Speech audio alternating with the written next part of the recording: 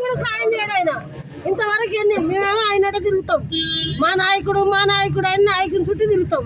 నాయకుని పని ఒక నాయకుడు మనకు కేసీఆర్ చుట్టూ తిరగలేదా? కేసీఆర్ కోట్లు వేయలేదా? మేము గెలిపియలేదా?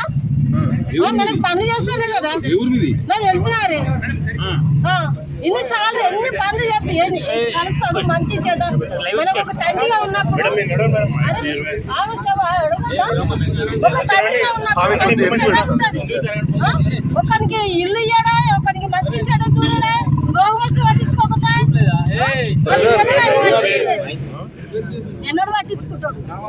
ఒక్క మనిషి రాను స్వాగత భవన్ అంటే ఆడిపోతుంది.